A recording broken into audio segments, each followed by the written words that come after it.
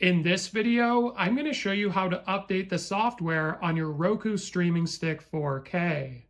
So the first thing you want to do is scroll down to the bottom and we're going to go to Settings.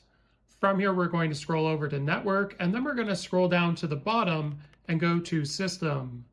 Now, once you're at System, we're going to scroll over and you'll notice near the bottom here is where Software Update is.